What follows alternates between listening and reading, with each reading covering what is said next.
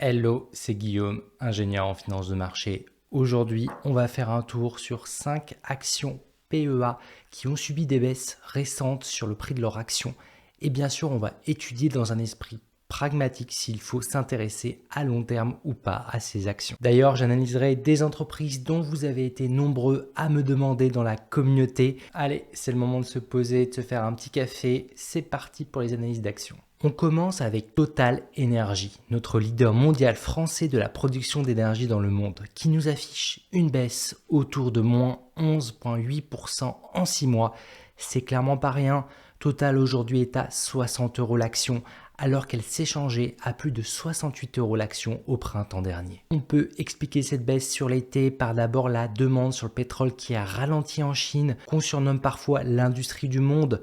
Donc voilà, c'est un des plus gros consommateurs de pétrole au monde. Son économie ralentit, ça explique en partie la baisse sur Total Energy dont les revenus sont très liés au pétrole, au fameux or noir, qui est la source d'énergie la plus consommée au monde. À ça, on ajoute bien sûr les dividendes qui ont détaché sur le cours de l'action. Donc ça, c'est un comportement qui est assez normal pour une action à dividende, surtout que Total paye un dividende qui est quand même important et qui moyenne à 5,50% sur les dernières années. Alors Total Energy publiera dans quelques jours ses résultats financiers ce jeudi 31 octobre prochain. En amont de sa publication, la géante française de l'énergie a livré ses indicateurs clés pour ce troisième trimestre 2024 dans un contexte d'augmentation anticipée de la production des membres de l'OPEC+ en 2025 avec l'Arabie Saoudite en tête. On a aussi également des perturbations de son activité en Libye qui sont notables. Et on a un Total Energy qui accuse le coup en affichant une marge de raffinage qui est en baisse à 15,4 $ la tonne contre 71 et 44 $ la tonne au trimestre précédent. Ça, c'est pas un indicateur qui est terrible pour Total en termes de marge. Ainsi, Total rentre dans une période qui devrait s'avérer beaucoup plus compliquée sur le pétrole, avec un pétrole qui se maintient en termes de prix du baril de brut si on pousse le bouchon grâce entre guillemets aux escalades des tensions au Moyen-Orient, donc qui profitent à Total aujourd'hui et qui pourrait profiter encore plus en cas d'une nouvelle escalade avec dans le pire scénario un embargo au détroit d'Ormuz, ce détroit qui représente tout de même plus de 20% de l'offre mondiale en pétrole. Et tu le sais, si on restreint l'offre, alors le prix monte tout simplement à demande constante, ce qui permettra à Total de dégager plus de marge en cas d'escalade du conflit. Revenons aux fondamentaux maintenant. Dans ces conditions, Total Energy s'échange autour de x7,6 de facteurs de bénéfices anticipés pour 2025. Donc voilà, dans ces conditions, moi, je conserve mon avis positif à moyen terme et long terme pour Total Energy, malgré une année 2025, donc à court terme, qui s'annonce quand même difficile pour son industrie, notamment pétrole et gaz. Donc voilà, là on a une action qui conserve quand même un dividende attractif, c'est indéniable, autour de 5,50% annuel, qu'on va préférer sur un PEA bien entendu, en supposant que le PEA ne sera pas raboté par le nouveau gouvernement et par les votes à l'Assemblée nationale. Donc voilà, à moyen terme, ça reste une action qui est sécurisante avec un risque acceptable à 6 mois autour de 24% de variation anticipée, ce qui est plutôt rare en ce moment d'avoir des actions si peu risquées sur une industrie qui reste résiliente. L'énergie, c'est un besoin clé auquel répond Total. Donc dans toutes les industries, on a besoin d'énergie et le pétrole est la source d'énergie la plus utilisée au monde, sachant que Total se diversifie en producteur de mixed énergie.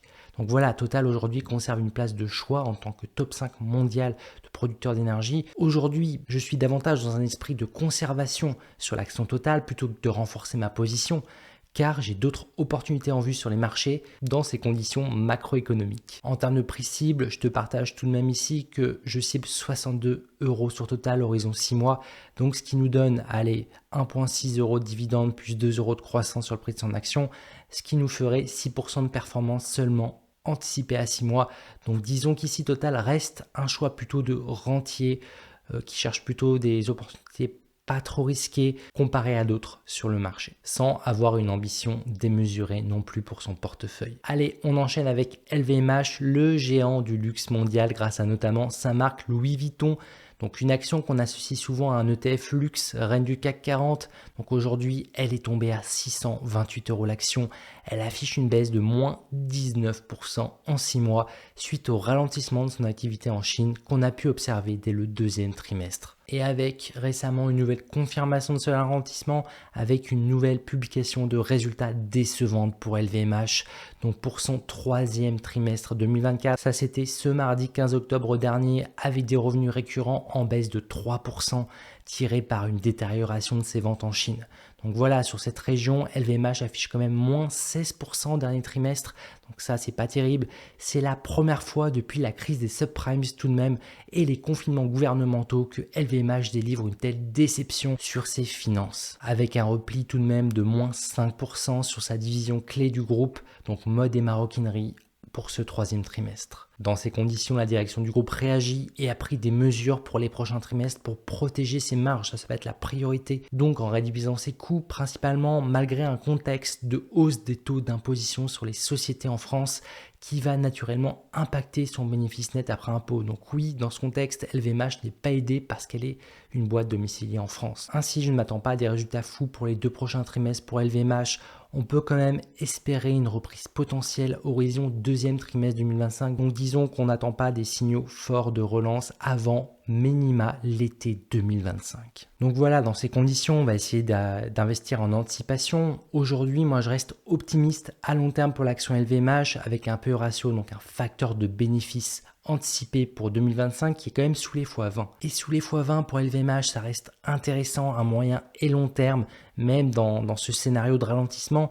Donc cependant, afin de prendre en compte cette déception lors de sa dernière publication de résultats et ses perspectives de croissance, il faut quand même que j'abaisse mon prix personnel à 6 mois. Donc le prix cible que j'avais pour l'action LVMH, donc horizon deuxième trimestre 2025, je la vois revenir seulement à 750 € l'action.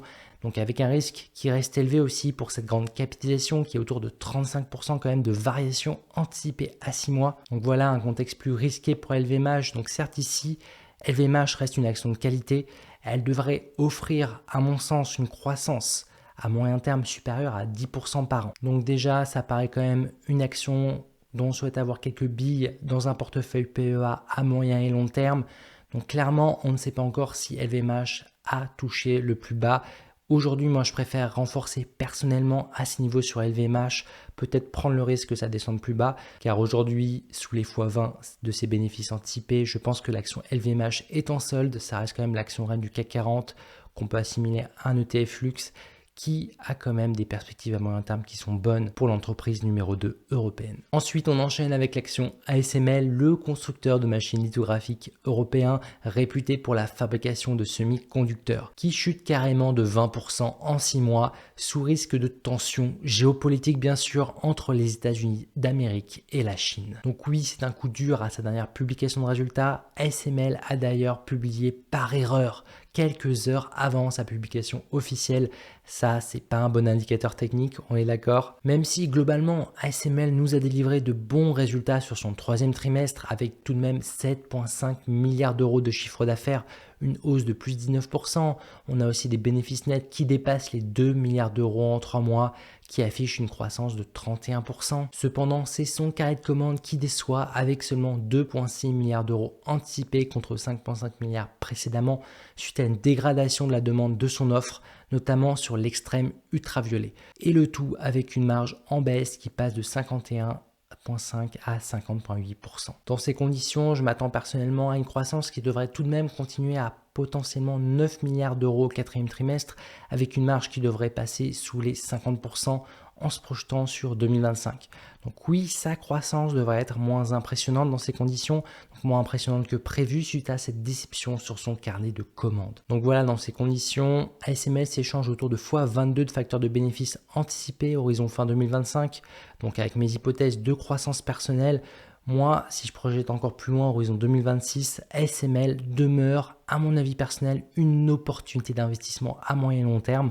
Donc voilà, ici, j'ai envie de profiter des soldes avec un principe personnel à 800 € l'action, horizon été 2025. Et c'est une ligne où il faudra accepter un risque qui est en forte hausse, qui dépasse aujourd'hui les 50%. C'est pas rien, c'est un investissement qu'il faut repenser si on investit en bon père de famille, car ici on se place désormais dans une opportunité de croissance un peu plus agressives avec un risque plus élevé car ces variations anticipées à 6 mois sont plus importantes. Ainsi, personnellement, je saisis l'opportunité sur ASML à ce prix en espérant une croissance également supérieure à 10% par an en moyenne à moyen terme et à long terme pour ASML. Ensuite, on enchaîne avec 2 actions PEA demandées par la communauté qui ont aussi subi une baisse récemment.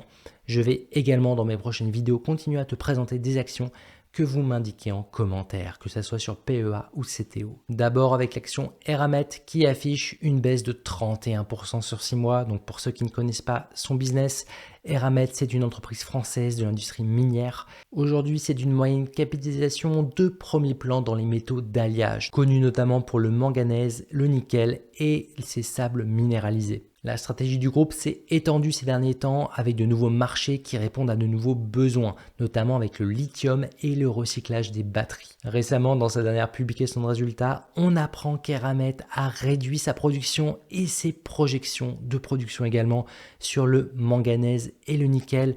L'industrie est victime de la baisse sur la demande sur ces métaux d'alliage, donc c'est suite à la baisse de la demande sur les valeurs automobiles notamment, dont on a parlé l'été dernier. Ainsi, le groupe note aussi des restrictions de production suite à des problèmes techniques, ainsi qu'une concurrence qui devient plus forte sur cette industrie. Bref, l'entreprise affiche aujourd'hui des perspectives qui sont moins alléchantes, ce qui explique sa baisse récente, avec des investisseurs qui sont déçus par ses résultats financiers. On note tout de même moins 17% sur son chiffre d'affaires au 3e trimestre, avec des objectifs affichés en baisse par la direction pour les trimestres à venir.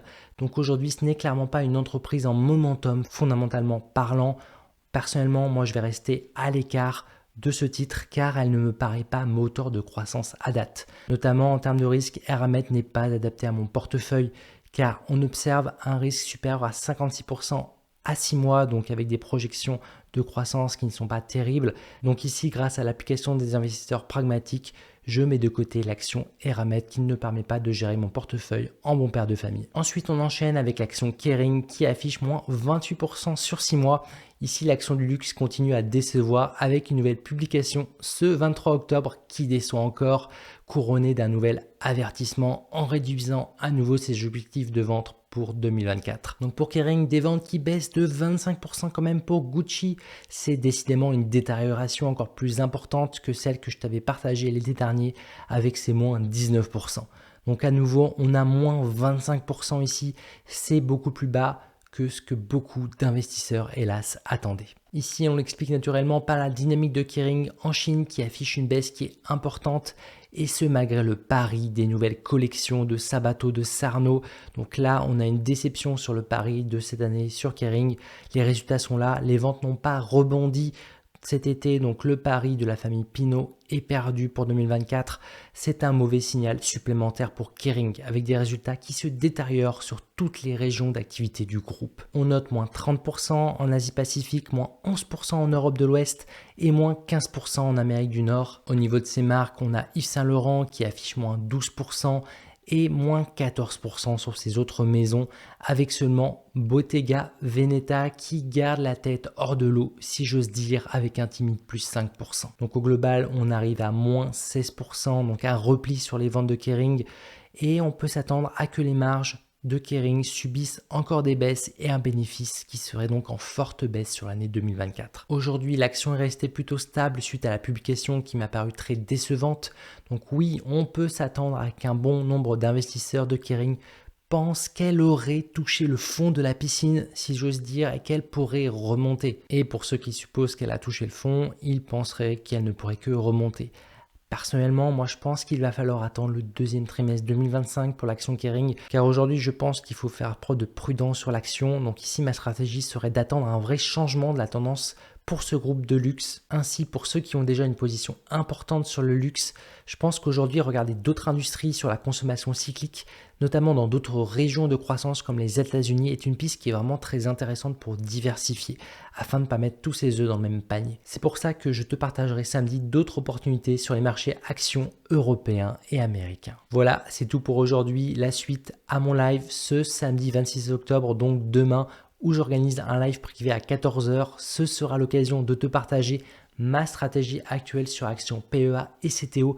Dans cette période d'élection américaine qui approche, c'est quand même dans quelques semaines, il y a des bonnes opportunités à saisir avec un nouveau cycle de politique accommodante qui démarre avec des baisses de taux d'intérêt en Europe et aux États-Unis dans un contexte d'augmentation de la pression fiscale en France. Donc voilà, comme d'habitude, dans ces périodes de tension, il y a des opportunités à saisir. On va en parler demain. Pour avoir accès à mon live, il faut être membre du programme Premium qui regroupe mon application pour gérer simplement ton portefeuille d'actions et d'ETF. Donc l'application que j'ai développée pour toi t'aidera à évacuer tes positions les plus à risque et à identifier les meilleures opportunités de croissance et de dividendes. Tu auras aussi accès à ma formation pour apprendre à comment te construire ta propre stratégie d'investissement étape par étape en partant potentiellement de zéro connaissance pour faire croître significativement ton patrimoine sur le long terme. Tu auras aussi accès à mes portefeuilles personnels Distant, PEA et CTO avec ma liste d'actions préférées, avec bien entendu l'accès à vie au club privé de plus de 350 investisseurs pragmatiques pour bénéficier de l'intelligence collective. Et bien sûr, tu auras accès à tous mes lives mensuels où je te partagerai mes meilleures actions du moment, ce qui inclut bien sûr l'accès aux rediffusions des lives précédents. Alors profites-en, aujourd'hui c'est une offre à vie, donc sans abonnement. Voilà, tu es prévenu. Maintenant, sur ce, comme d'habitude, restons pragmatiques. Allez, ciao.